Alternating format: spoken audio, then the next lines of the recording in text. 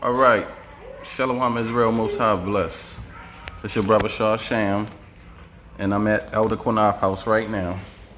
So today we want to, I really want to set the record straight for all the naysayers who've been saying things online, like just different people, Job Issachar, mainly weak Ephraim, and all the broke people out there, and the ones who had to sell out to get to where they needed to get in life, okay? Because we didn't have to do that.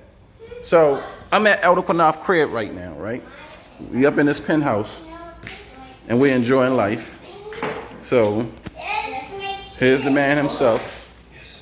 Now, I'm going to ask Elder Qanath some questions too, okay? Because, I'm going to let y'all see his nice place here that he worked hard for and he earned righteously, okay? He didn't rob nobody, didn't steal from nobody. You see my beautiful kids and his lovely wife, Yashapa, okay? Now, where's in Elder Qanath penthouse suite? Now, Elder Qanath, okay, as you know, your blood, your family, I'm going to ask you a sincere question that the viewers want to know. They want to know, did you sell out? No. So they also want to know, did you get visits from the Rosicrucian, and did they sign a check, and did you take the money? They only offered $1 billion. I wanted $2 billion. You wanted $2 billion? Okay. Now, as a businessman, right? And what you was able to achieve to you and your wife to take care of your family, you want to speak on that so that people can know how hard it was for you to get to where you are today, and it wasn't given by anybody? Sure. I can start out real quick like I've done before. I talked about how I grew up, and my wife was surprised I had a reunion with people I grew up with about 2 weeks ago, right? And, you want to come over here and talk about that? Your story. Okay, all right. So I had a pretty rough life, and not by any means am I living above anybody else at all. Uh-huh. A lot of people in Israel doing better than me, and more power to them. Right. I'm happy for people to succeed in life. Right. But, for my wife and I, we worked hard out. We worked hard our whole life. Okay. Right? We worked hard out our whole life. And like the scriptures say, if a man don't work, he don't eat. Correct. I done had some of the best jobs and some of the worst jobs. I love my family. You my family. I love baby girls here. Hard work, man. Hard work. And people think for some reason if you doing marginally okay, that something's wrong. No, you can still be in your captivity and work. Our forefathers was rich in captivity. Exactly. You can still. Well, I'm not rich. No, I'm not. We're not saying you rich. I'm just saying, but they was rich in captivities. Right. So They had wealth. And this is not to put anybody down, but let's stop beating each other up about what somebody has or what they don't have, and I know that's been happening to you for a long time. I know when brothers first met me, the crib I had a brother say, "Damn, before I sold out, because the crib I had was much bigger than this." Actually. Right. And it's just hard work. I'm not gonna name names. I know some brothers, man, bust their butt, man. Work hard every day, 12, 14 hours a day. Right. And then you had certain brothers, and I know you're gonna mention brother name, and I won't speak on it. That people say clout chasing. Right. So let me ask you this, right? For us, someone that's clout chasing, right? In order for you to be a clout chaser, right? And you have to be somebody, right? You have to have something established. And you also have to be a man that have something, right? Now, this is the thing about what's going on in the Israelite community. Majority of the men in the Israelite community, they are simps. They not even beta males. They just average men. They broke. They living off of women, YouTube donations, GoFundMe's, YouTube platforms, Right. and they don't have anything. So now, they said, man, like you, that establish yourself by your well-being, what you accomplish in the community, and what you was already doing before you got into the community, and how you started a business, you and your wife, the CMOS business that's booming and blooming. You know, you got your products in stores. Do you feel it's a sense of jealousy now where people want to make things up and slander your name and try to put dirt on your name because of your success? Well, absolutely. And we doing things outside of our CMOS business, you know, I let you know, certain things that we try to do. Alright, You know, when they finish the you video. can shit like you put over there, see what's up that refrigerator there? Yes. Right, we sell vegan food now, we have that in different stores. Right. Of course, Now, see, now that's what I'm saying, entrepreneurship. See how you branching out your business, you got one business going, and now you opening up another part of the business to keep your brand going, as well as myself. Right. But see, people don't know that, and then they'll use anything to say, oh, Qanath is part of the Illuminati, or Qanath sold out, or they accuse us of being Freemasons, lying on us saying we are Freemasons and crazy stuff like that, which is ridiculous. Well, I don't know what Freemasons gonna do for me. You know, I won't sell my soul for nothing. Right. You know, so I mean, what people have today, right, and they sold out for, you can basically get that on your own. You don't have to be a millionaire to be happy, man. No, you don't. You know, if somebody have a Ferrari, you can get something similar. Don't have to be, you know, this is a regular sports car, man. But you don't got to be a millionaire to have a Ferrari. You don't got to be a millionaire to buy a Bentley. You don't. You don't got to be a millionaire to buy a Rolex. Nothing. You don't got to be a millionaire to live in a penthouse. Work your ass off. Thank you. That's all you got to do. Thank you. Work your ass off. You know, hustle. I mean, I would get up, my wife and I, we would be up 2, 3 o'clock in the morning making products, you know. Right. And then she has a full-time job, you know. And I be going out making business deals, going to different stores, shooting, I get the gag, talking to people throughout the United States, trying to get deals. I also got people right now, who is one of them, I can mention his name, I won't mention the other, that's going to be getting stores for me up in the New York area. Not just with the CMOS, like I said, we sell juices, it's a lot of things. And I don't want to, like I was accused trying to harm somebody's business. And let me go into that just a tad. Yeah. You know, I mentioned the person name. They said that I mentioned something about the, what you call it? Manures. The news. And I said, don't let nobody jip you, you can get it for $30. I want that brother to know that had nothing to do with it. Nothing to do with it. Sean Shannon one told me about getting the stuff, right? And how to find it for a cheaper price. Right? I don't know if you want to speak on that. No, we don't got to talk about it. Yeah, you know, but so that's what I did. I said, you know what, you get, so, and it was nothing, if anybody trying to survive off Israel, you know what I mean, that's. So how do you, okay, so let me ask you a question as far as this, right? How people like to slander, like us, because we business venture not just in Israel, but also out of Israel. Like, we don't just run our business through the nation of Israel. We run our business through business like how people do business with heathens and things like that, because that's the way that business works. And we know how Israel are. They don't support, and mainly us anyway, because when we look at the other congregations, and this is not to be facetious or anything, but they the ones that get $50,000, $60,000 GoFundMe, $100,000 GoFundMes, and they get support. And same thing when we trying to do land fund, people go and buy them land and things like that. But you know what? I look at it like, you know, maybe the Most High don't want that for us, because we well where we are. And it's not a thing where we have to need a lot of money from other people, because he already blessed us to be where we at and to keep accomplishing things, doing what we doing, without having to, you know, put on a facade or camouflage some stuff from the people, where we're men that's willing to work and lead our homes without using people or using Israel, so to say. And let me say this. I've been around people that was down and out. And I've actually almost given my last. I've always been a charitable guy my whole entire life. I was doing bad, and I had one or two people in the community help me out. Right. And I appreciate that, right? And they know who they are, you know. And I said, let me get this back. They said no, and helped us out, you know. Everybody go through bad times, you know. But you have to put your, what they say, tie your bootstrap, you know, and get to working. Some of you said, we'll go back to it about, do I feel like people are envious and jealous? I don't want to say yes they are, but I'm starting to think like, what else could it be? You know, what else could it be other than that? Because I noticed the people that come against people, it's the people they know.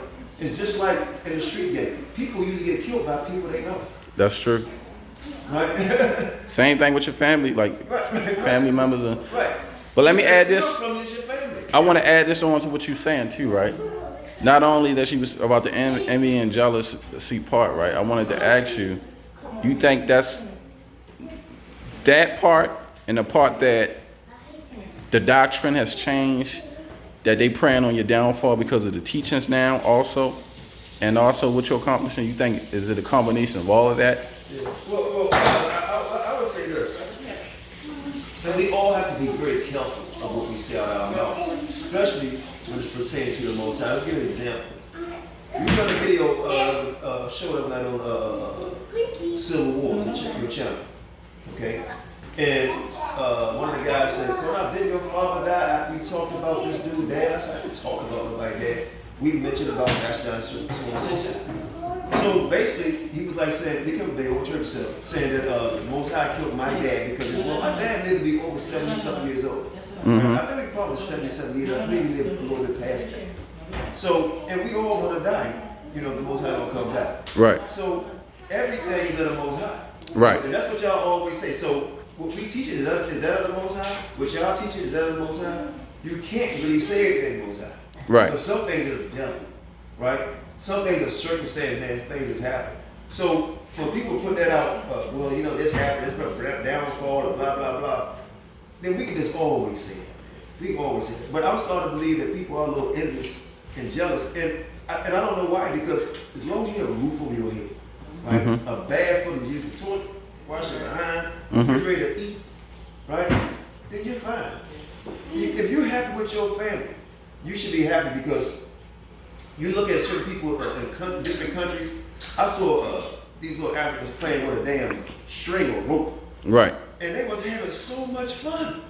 And it took me back when I was young. We used to kick cans. Oh yeah. And had a ball kicking cans. Had a ball throwing a tennis ball when you had football. We used to play football. We used to call it tennis football. Because we didn't have no football, so we throw the damn tennis ball. Now, Yashapa, can you come and sit next to Qanath? Because I want to ask you a couple questions, important questions that the viewers need to know too. So now, what we have here is, you know, a beautiful sister, Yashapa. I call her the CMOS Queen. Now, this is an example, y'all, of what we call, or what we would call, a Israelite power couple. Now, you would say, well, why would you say that, Shawsham? Okay, so what we have here is the leader of the household, Elder Qanath, and then we have his support system, our sister Elder Yashapa, CMOS Queen. Now, the reason why I'm saying that is because how long their union been?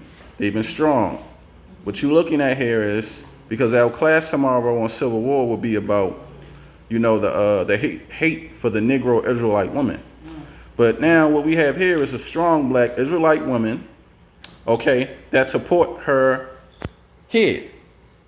Now, Elder Qanath, you know how we feel about the mixed marriages and how brothers who can't handle a strong black sister as like Yashapa, you know, and I want to speak on y'all union, right? As far as how long like y'all been together, right? And how even though there's rocky, that the black woman is made for the black man, right?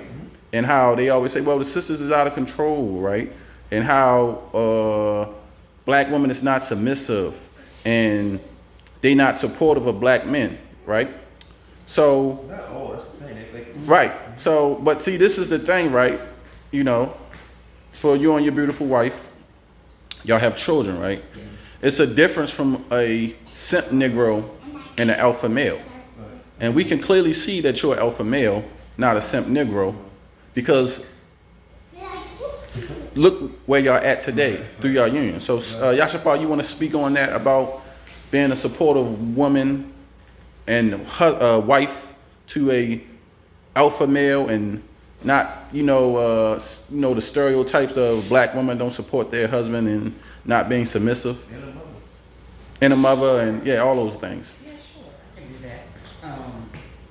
Qanath and I, we met, I believe it was 98 when we met. And we got married in 99. We actually knew each other before then. We used to hang out, we used to be there. Actually, to tell you the truth, I believe that we saw each other prior to us actually seeing each other. It's like, because back then, I worked at a club. And so I was a waitress, a bartender. That was a long time ago. And so I believe that in the work that I was doing back then, that I saw him off and on occasion, but not, I don't think it was for us to actually see each other. Right. So when the time came for us to actually see each other, it wasn't like I was surprised to see him per se, but at the same time, it was like, okay, well, I felt comfortable, to be around him.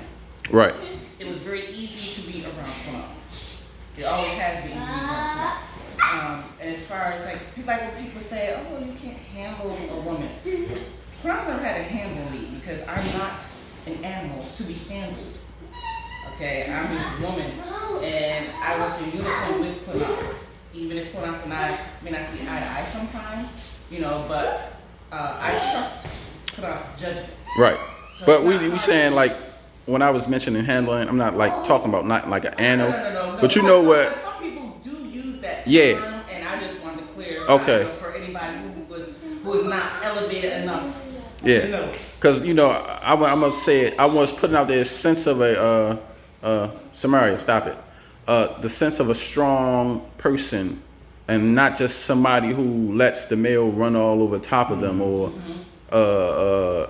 their wife is just nothing far as the union. She's and they would because this is what like one West camps teach. Most of the men rule over their wife ignorantly and not with no union like, or what I'm saying. Qanath and I, we talk about everything. And Qanath will ask me my opinion about something, and I'll offer my opinion about something, or I'll say, hey, babe, you go ahead with it, whatever you think is best, then go with it. I'll follow along. We went to his reunion for his neighborhood last weekend, and one of the men was like, oh, I could never get my wife to come to one of these reunions. And I said, if Qanath wants us to do something, that's what we're going to do. Right. If that's what he wants us to do, then fine, we will do it. Right. So I support Qanath with the things he wants to do, and Qanath supports me. Qanath, he likes for me to be a little more vocal sometimes than I prefer, because I like to stay behind the scenes. But if he wants me to come out there and be in the forefront, I have no problem doing that either, because that's what he wants me to do. And as a support system and it's healthy, that's what I would do. How you as his wife for the years that y'all been together, can you speak on his leadership skills as a husband? And because we know we live in a time where the woman has surpassed the man. That's scriptural. Even in these days and age where women making more money than the man. As my situation, my wife make more money than me, but she don't rule over me or seem like to dominate me. She still let me be the man of the household. Absolutely. And we still run our business together. Can you speak on that aspect of y'all union and how you feel about that? If say if someone in that situation and they think that because the wife may be the breadwinner of the union, that the man isn't worthy or things like that. I'm not exactly sure how to answer that. I can only answer it the best way I think I can, and that would be that I look at it as an us situation, not a me situation or an I situation. Okay. You know, for someone to be like, oh, I make more than my husband does, or I have this business. No, it's not an I situation. It's not an I relationship. It's always a we relationship.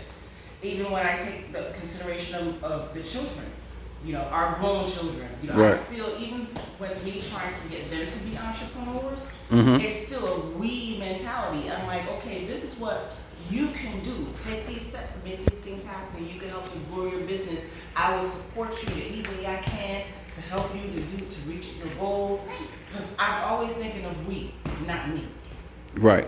And I think that that is a major component in how our families can be successful. It's always thinking of we and not me. But if you do want to think of me, think of the aspect of how the me benefits the we. Right. Now, out of corner. Oh, go ahead. Wait, no, wait, that's question. No, I was going to ask you right now. You know, as far as you know what we discussed and went over and how people may feel about you and the nation, or did you have any thoughts or anything that you want to say and let the people know about where you at today and how you feel about well, you know, just your final thoughts on what people, the naysayers, been saying about you and the lies, the slander, and the disrespect.